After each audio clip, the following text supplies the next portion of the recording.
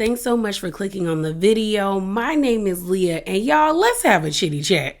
Let's have a chitty chat and talk about who the F did I marry and the Ressa Tessa of it all. So let's get into it. So I was not going to talk about this, but I've been thinking about it all day, mainly because me and my friends been trading back and forth TikToks about the whole entire situation. Someone just did the LaShondra thing. Where is the money, LaShondra? And get this, y'all. LaShondra, not even her name. Like, that is sending me.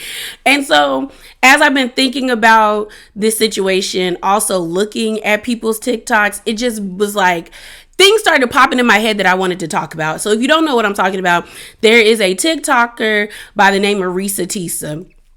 And she is pretty much like documenting and sharing. Well, not documenting, but actually, well, yeah, technically it is documenting if you're putting it online for people to react to. She did a 50 or 56 part series called Who the F Did I Marry? And pretty much she is just talking about the time in her life where she met this guy over the pandemic. She fell into delusion and lust, got together with him, and ended up finding out that he lied about virtually everything about himself. I think the only thing that he told the truth about was his name and his birthday. Other than that, every aspect of his life that he communicated to her was a lie. A complete and utter lie. So what I wanted to do in this video is just read the summary that someone posted on Facebook, that somebody saw on Facebook and put it on Twitter. So shouts out to them, and shouts out to the person who sent it to me, because I put on Twitter, I don't have the bandwidth to watch this. I don't. Now, I will say I have watched several parts of this series, just not, is it congruently or continue? I think it's continuously. Or congruent. No, I think it's consecutively. Y'all know I didn't watch them back to back. I watched parts 1 through 6 by myself. And then there's a YouTuber, and I'll put their information on the screen, by the name of Auntie's Advice. And yesterday she did, I want to say, like 3 videos of her watching Ressa Tessa's videos. And I sat in one of the videos that I think was like almost 2 hours long. And I think she started on like part, I want to say, like, I watched one video that started on part like 15, and we watched all the way to like 26. And then another video, I like hopped out the live and started watching something else. And then I hopped in back onto her channel and saw that she was doing it again. And then I watched, I want to say 30 to almost like 40. So I've seen the majority of the parts, but this screenshot that we're gonna go over, this summary, my friend that I sent it to said that this is missing nuance. But now that I've seen them, I get what she's saying. But I feel like this does pretty much summarize what the girl was talking about in her videos, as well as I saw people in the comments being like, oh yeah, this is a good summary, who watched all of them. So what I want to do is like read a few lines and just give my commentary so we can have a discussion. So let's get into this summary. So it says she met him in March of 2020, 2 weeks before the shutdown. They met online and talked a bit and decided to go out. Now, context for that is she met him on Facebook dating and then another dating app. I think it was either Hinge or Bumble. Either way, she said they matched on both profiles, and what's it called? He was under 2 different names. Like one name, like it was like a nickname. Like on one page, like say his name was like Bobby. And so on one page, he was like Bobby Johnson. On the other one, his name was Bob Johnson. But they both matched, and I guess he was still using the same pictures as well. So she didn't really pay no attention to that. So on the way to the date, they said she got a blew out tire. Her tire blew out. He met with her and helped her out and paid for everything. They still went on the date afterwards and talked, and they hit it off. They got along so well, but by the time the shutdown happened, they moved in together because he was living in a studio and she had a 3-bed, 3-bath home. Now, this is my thing. There's no way I would move into someone that I just met offline. I watched too many documentaries, and I understand that like when it was during the Panini, during the Panorama, We thought it was the end of days. We thought the rapture was about to happen. We thought it was the apocalypse. We thought zombies was coming. Like, I get that everybody's emotions were extremely high and people were doing things to like experience life, but even still, I don't think I would want to be the type. I don't know, because I guess I'm just like a type where I like my space, and if I invite you into my space, that means we hit it off and we cool. So like, I just meeting somebody, there's no way we would move in. On top of that, for him to say that he has this high profile job. I think he was like supposed to be like a VP of like a condiments company, and you living in a studio. Those things don't correlate. Especially because all of this is happening in the place that's not real, called Atlanta, Georgia. And I'm just confused. I'm just confused. So they move in together. He pays for everything except her car note and her phone bill. She was happy because she had never met a man like that. Fast forward, he told her he had 5 siblings, 2 half siblings that he was close to. He spoke to his oldest brother every day on the phone for almost a year and a half. She never spoke on the phone with the brother, but they would speak through Legion. So the example that they give in the summary is that like he be on the phone and be like, oh, my brother says hi, and she was like, oh, tell your brother I said hi. But she never had a face-to-face interaction or even a direct phone call from the brother. So he did have an ex-wife. No, they didn't have any kids together, but the ex-wife had a daughter that was 20 and a son that was 17. They were trying to buy a house, but it fell through. He kept giving the runaround about purchasing the house. Like, they were gonna purchase a bigger house, but he was playing games with her and the realtor. So it says, but they did, however, shop for appliances as furniture. They put a lot of stuff on hold and she was waiting for a time for it to be delivered. Now with this house, she wasn't involved with it. Like, she didn't see the paperwork. She was just giving him all the control to figure things out, because again, he let her know that he was a VP and he got it like that. So she was letting him do his thing. So she ended up finding out that was a lie, that he never closed on the house and they never did any paperwork with the realtor, just giving the realtor the runaround. And I think during this time, he was also like sending her like fake floor plans and like things to like convince her that this was like about to happen. So she found out she was pregnant in April of 2020. So they tried to find another house. This time she was more involved. They were giving a cash offer of $699,000. He had claimed that he was approved by Chase Bank for $750,000. And she actually saw the paperwork this time, and that he had a separate account and an offshore account. Mind you, all the stuff that was paperwork was screenshots of like things that she later on found out on Google. Like, he had just taken things off of Google and been like, oh, this is my bank account. This is the paperwork. Everything's on the up and up.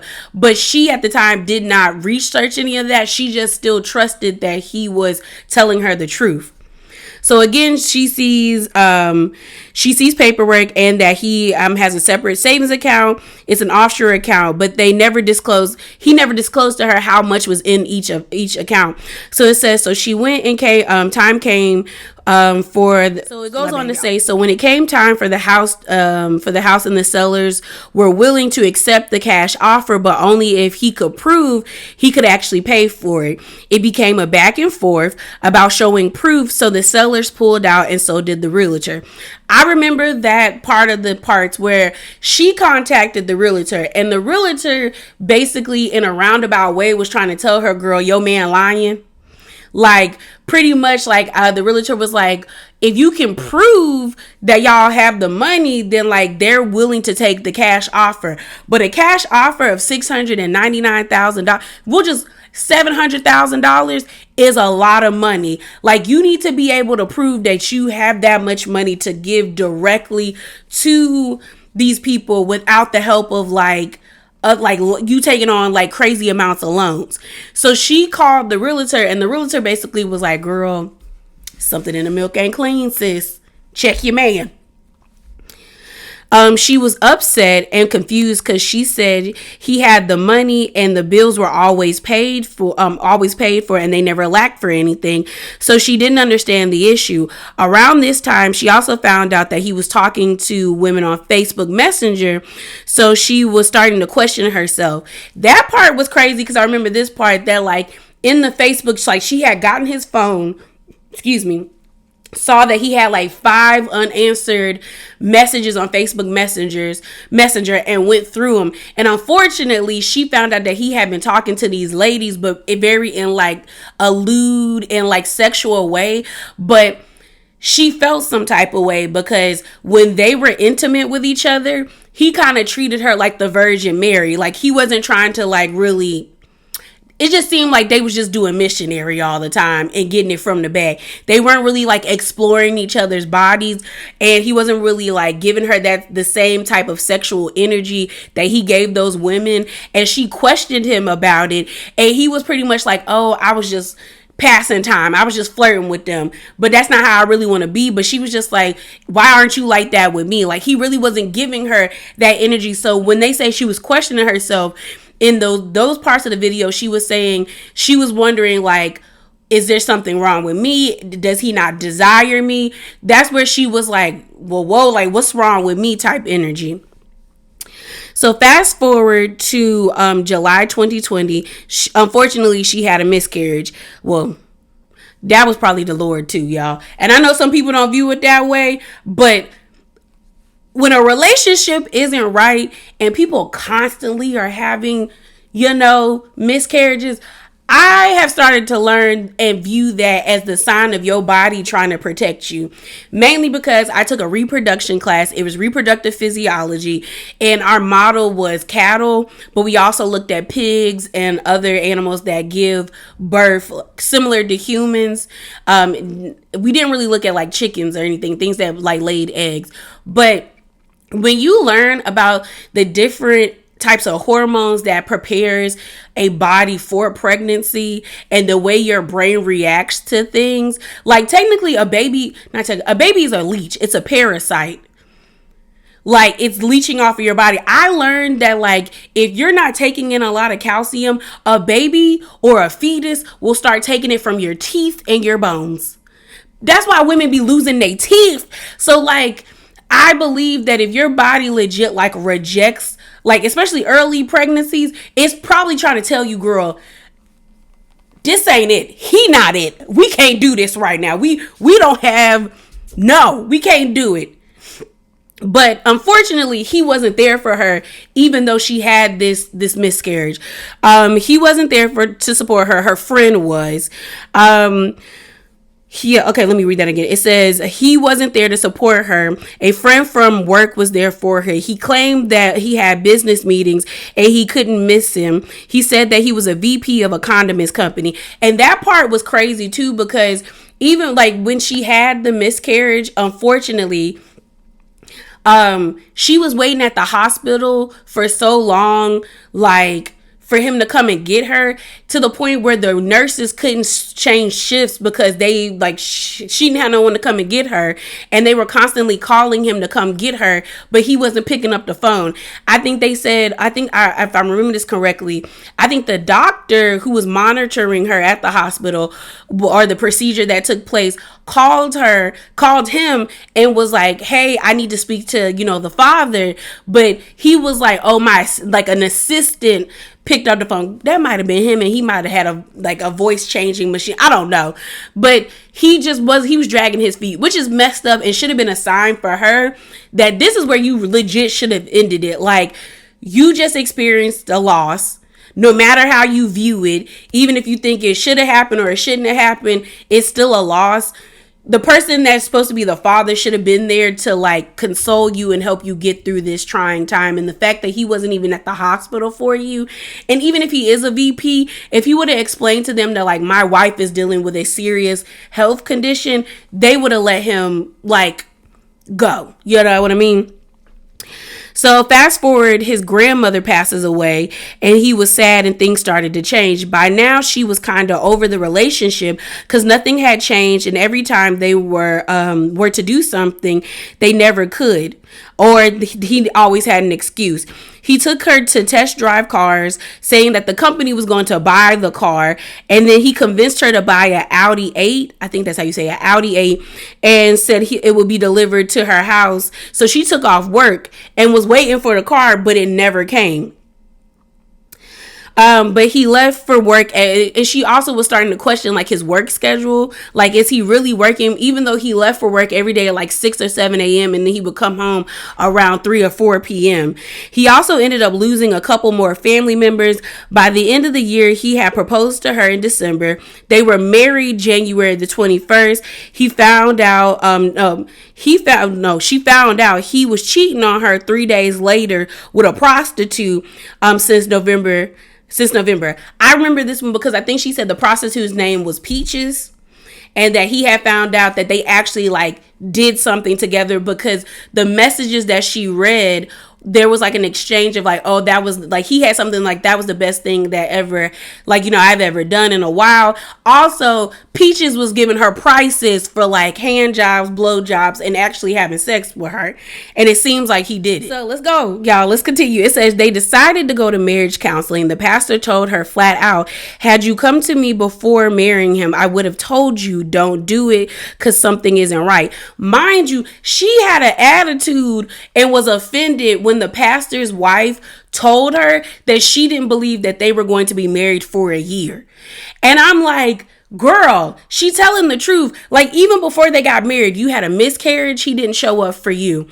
He lied like multiple times when y'all were trying to purchase a home. Okay. You like what are you mad about? The lady speaking truth. like I was like, what? That part I was just like, ma'am, on top of that, you just found out that he cheated on you with a prostitute 3 days after y'all got married. On top of that, he had already showed that he was emotionally unfaithful because you found him speaking to other women on Facebook Messenger, and he was doing things with, like, girl, so what you mad at them for? But they go on to say, so the ex-step kids that he was close to, the daughter passed away from COVID. Pretty much what she explained in one of the parts is that he called her upset, crying because the stepson had reached out to him. And Legion, that's what she called him. Legion pretty much was asking her, are you okay with me giving the family $2,000 to help pay for funeral arrangements? And because she was like, oh my gosh, like, that's so, like, of course, like, we can help each other. Like, we can help them, because they had to have discussions about money. I think she said they had a deal that if they purchased anything over $500, that they had to talk about it. So the ex-wife asked for $2,000 and they agreed because she doesn't play about people passing. She ended up buying herself a Nissan Altima, but the note was more than what she expected. He was helping her pay for it, so she told him she was going to get another job, and he laughed in her face. She got another job, but the background check. But they wanted a background check on her husband, and she noticed that the social security number that was on their marriage license wasn't what was on, like, was messing up the background check. And so she realized that he had given her 2 different social security numbers, and that's when all hell broke loose. So pretty much what happened was she bought this Nissan Altima. And a lot of things she did out of, like, she was being petty because he was helping her pay for the Nissan Altima, but she kind of felt like he had too much power. So she was like, I'm gonna get, and she was also mad because the car that she wanted, which was a BMW, he was driving that and stuff like that. And he had promised to get her the car, you know, the Audi, but get her what she wanted, but he never did. And also she never really saw the BMW because he left it at the, like, it was crazy, story crazy. So she got the Nissan Altima, and out of spite, she went to go get another job to pay for it because, you know, that's what she gonna do. And she also was in law enforcement, which is wild. So the marriage license that was the marriage license thing, the social security number that popped up on the marriage license that she had, she ran that before they got married and nothing popped up.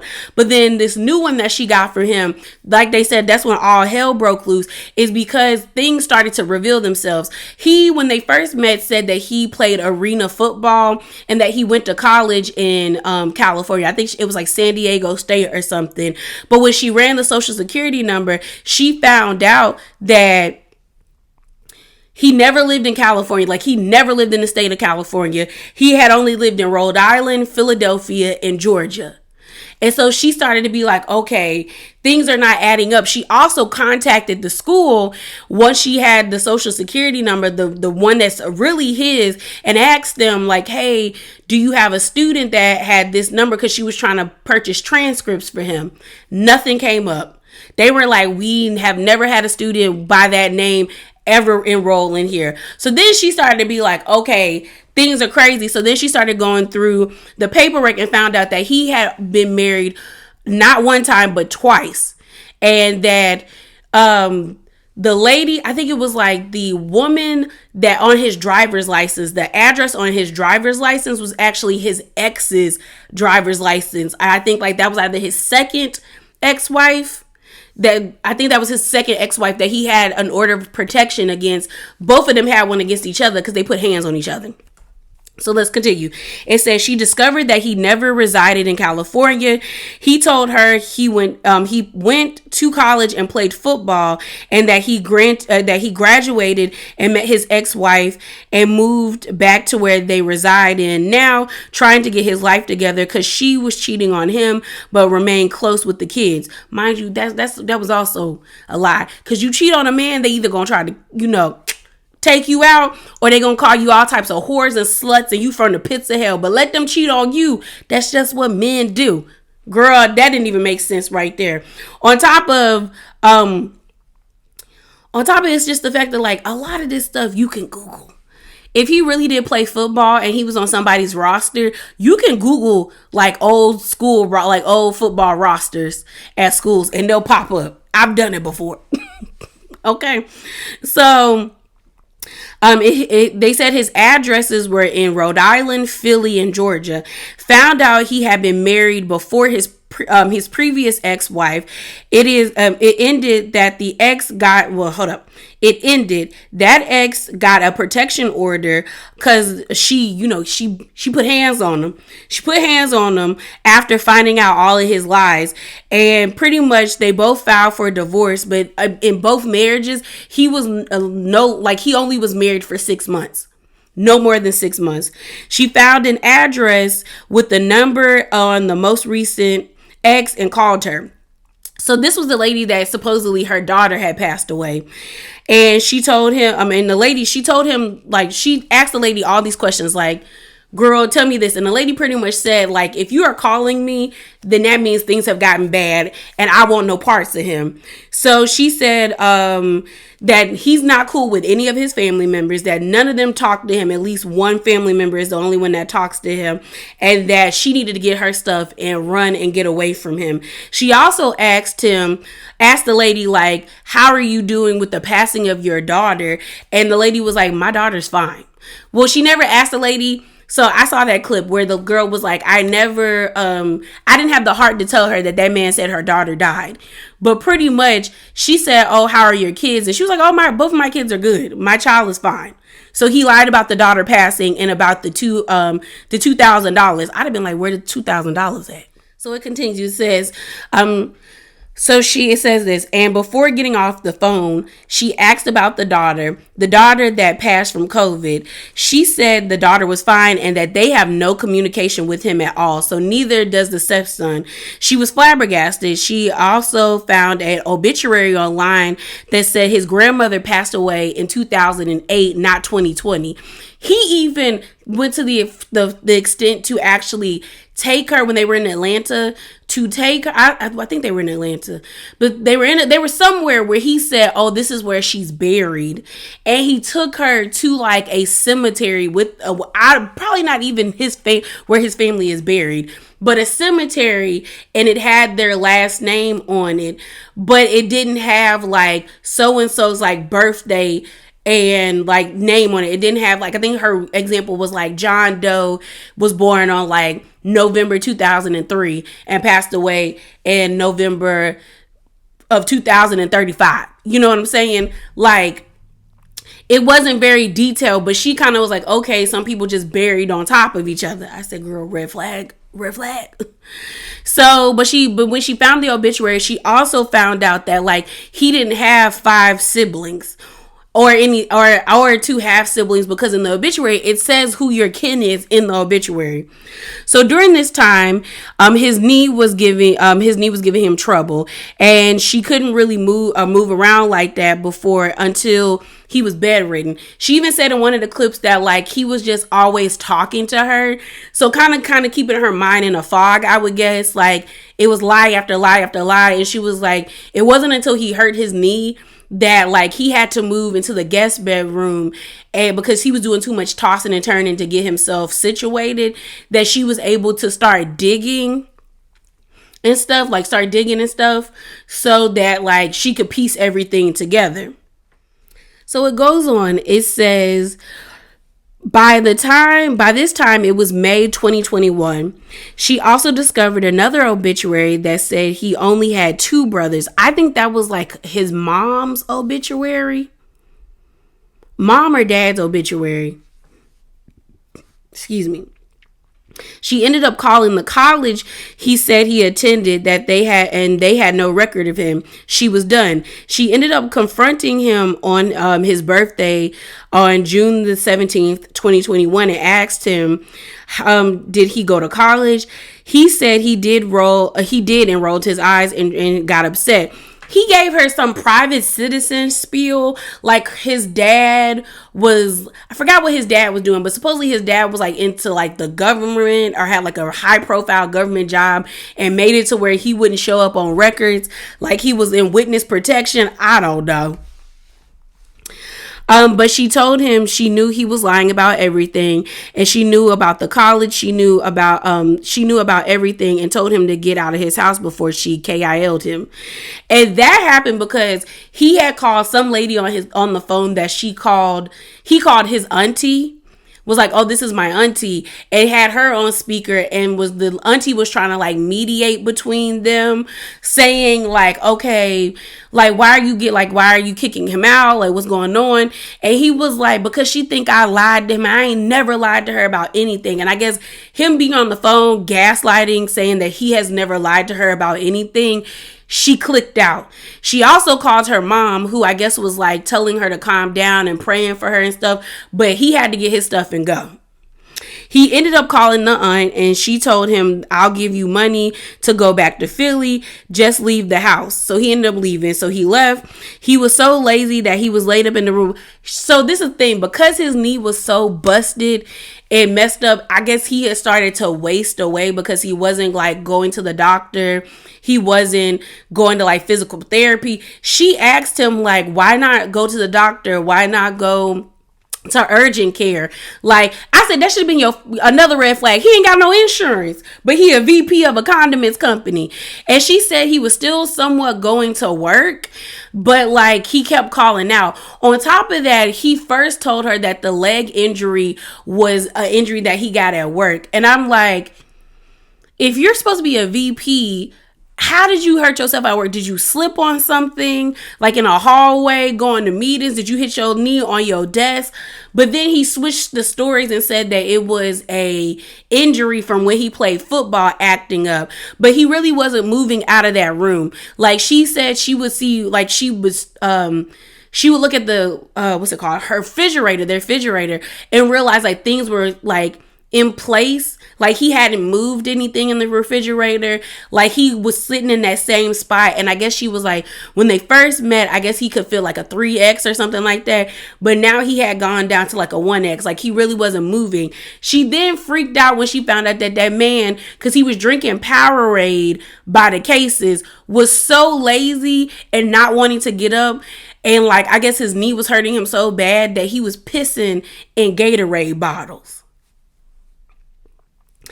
Powerade bottles he was using the restroom in. She said that she was disgusted, but she didn't care. All she wanted was him to gone.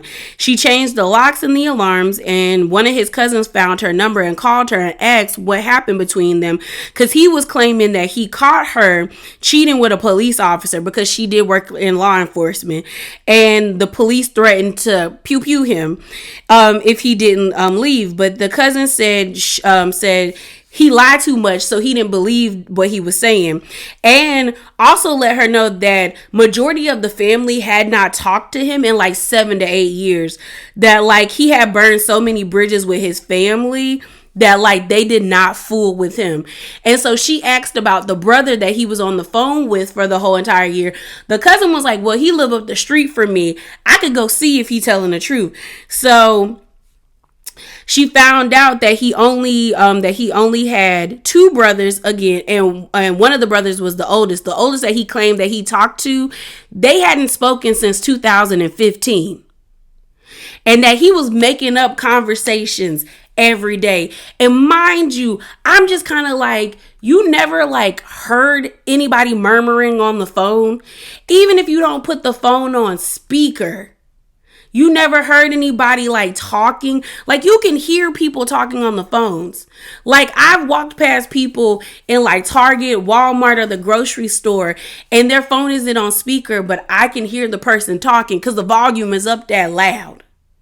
Like you never was like, can I speak to you directly? Like none of that. And mind you, my sister is dating right now, and when her boyfriend is over at the house, he'll talk to me when they're on the phone. She'll be like, hey Leah, like, hey, like you never wanted to have a like a listening or a face-to-face conversation with him. But okay. So she said they hadn't talking since 2015 and that he was making up the conversations on the phone. And the other brother wasn't like, he didn't even talk to the other brother, but that was his twin. That was his twin. Not only it was his twin, but his twin was actually the one that had the VP job and was living in a 5-bedroom, 5-bathroom house and drove a BMW. Pretty much imitating his twin brother's life.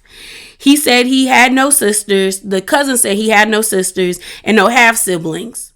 Because I think he said one of the, like, he had 5 siblings. One of the siblings was sisters, and that the woman that he was calling his auntie wasn't really his aunt. It was a family friend that nobody trusted. They got a quick divorce. He was hesitant to sign, but he did. Say that he also tried to move back in with her. Because it was advised that he didn't have to move until the divorce, but she said, play with me and see what happened. And so it didn't happen. The lady, like I said, that he was calling his aunt was a family friend that nobody in the family really trusted, called her to check on the baby, the one that she miscarried. And because he was telling people or giving that lady the impression that she was leaving him and he was trying to get custody of the baby. And she was like, ma'am, there is no baby. And the lady couldn't believe it. Like, she was shocked that he was still going around lying and telling people that she was having a baby or that they had a baby. She pretty much hasn't heard since from him since the divorce was finalized. Y'all, if the audio's messed up, I apologize in advance. My microphone broke and now I'm irritated, but I'm gonna finish this video. So let's chat. So none of this had to happen to her. Like, I'm sorry. I know a lot of people feel like some people are being mean about it, and some people legit are being mean about it. But I honestly think this is a cautionary tale of when you decide to live in your delusion instead of your reality, and accept your reality in order to get to the other side where you possibly could be happy, where you will find your peace and happiness. Because honestly, Miss Ressa Tessa, I'm sorry, ma'am, you're not stupid. And that's the thing. I don't think that lady is stupid. I think she just conned herself into believing him. There was no way after the first time the house fell through that you should have ever gotten pregnant and then tried to find a house with that man again. And then when that fell through, there was no need, there was no reason for you to try, for you to marry him and then, you know, still stay with him once you found out he was talking to a prostitute. You knew before then that he was communicating to other ladies in a cheating way on Facebook Messenger before y'all got married. You should have never married him then. Then on top of that, girl, when you had the miscarriage, he wasn't there. That should have been, girl, you shouldn't even got pregnant. But you know, things happen. But girl, it's just, like I said, I feel like this lady just didn't want to accept her reality. And I know that's hard to accept. I really do. I thought she was like in her early 20s, not her early, so it was like her late 20s when all of this happened. But people found out that like, no, this happened when she was like in like 32, 33. Now she's like 38 or 37. And I'm like, you were an adult, ma'am. Like you knew better. You knew better. And I think buying into your own delusions allows desperation to overtake you. And that's really what happened. And like the Brooke Ashley said, desperation has a smell. And certain people know how to weed it out. And I think I saw a clip of like this lady saying that she is his ex-wife. And she said when she met him, she was broken. She didn't have any self-worth. I think that's like I think she was like the first ex-wife that it's like they know people know who to con. And she was, you was an easy mark because you allowed yourself to be desperate and delusional. And it's like, I feel for her in the sense of like, I know what it feels like to want something to happen to you, to want to experience what people are experiencing, like as it pertains to like being in a relationship. Like you want to know what it's like to go on a romantic date, having some guy do all this lavish stuff for you. You want to know what it feels like to meet their family, to really have somebody that you have that connection with romantically, and you see everybody else experiencing that part of life that you hope you get to experience, but the reality may be like you may never get to experience it. And I think like you have to accept that. You have to accept it. And I've accepted for myself that like, you know, it'd be nice to get married if I ever meet a guy and he, you know, it works. But I've also accepted that if it doesn't happen, that does not knock who I am as a person or as a woman. And that doesn't devalue me. And I think Ressa Tessa did not come to that point. I think that's what I'm trying to say. It's like there were so many signs and you just didn't accept it. And it may be, I don't know, maybe someone told her, or maybe she felt like it was never going to happen, but finally, you know, he right here, let's do it. But girl, and it's just like, I think for me, it's like, I can't be delusional to myself. There is like a little Leah in my head with a bullhorn who is too realistic to be like, girl, you look stupid. Don't do it. Don't do it. And I understand wanting that aspect of life, especially, I don't know if the lady's been plus size all her life. I've pretty much have been, especially like, I say college until now. Yeah. It's like, it's hard. It's hard when you're like, the world doesn't like fat people. They definitely don't like fat black women. And then especially if you don't have the right skin tone or the hair, dating is you on the battlefield. You are on the battlefield. Okay. And you start to really doubt yourself. You really do. You start to be like, okay, am I ugly? Is that why don't nobody want to talk to me? Is it my personality? Like, is it the way I dress? Is it the way I talk? You really start to pick yourself apart internally all the way down to like really pinpoint what is really wrong with me. And then you try to change it. And then when you change it and you still get the same results, you just like, whoa.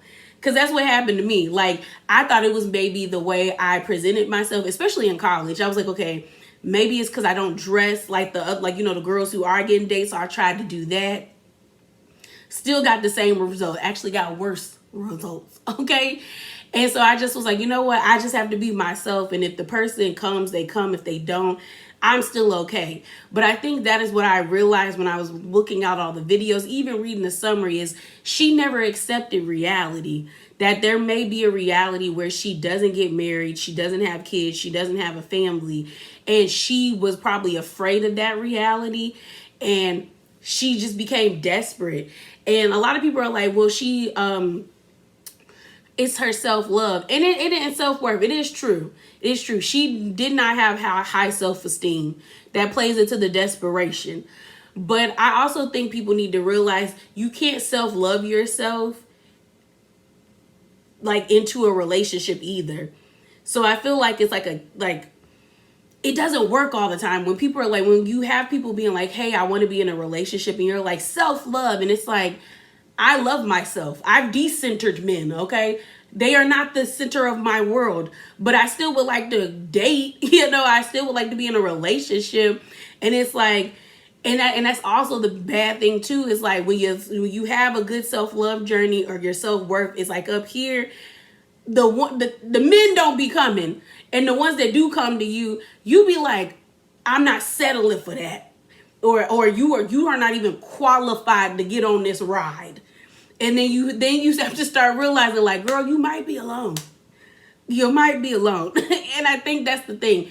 She just didn't accept that she was going to be alone, or that if it did happen to her where she did meet a man, she did fall in love, that it might happen later in life. And that the times when she wanted it to happen, it wasn't going to happen. And that's why I say she conned herself into being delusional, because she didn't want to accept the reality that, girl, it might never happen. Or like I said, or if it does happen, you might be in your late 40s.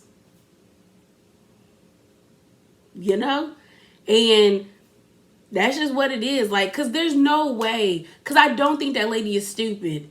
I don't think she is that lack of common sense. And especially how she started to do her detective work of finding things out. It's just that you didn't want to do that. You didn't want to. And I think what really pinpointed for me that she didn't want to is when it came to like herself isolating herself from her friends and family, because they were pretty much being like, they didn't like him. And it's like, you wanted to be somebody's wife so badly that you put yourself in danger. You put yourself there.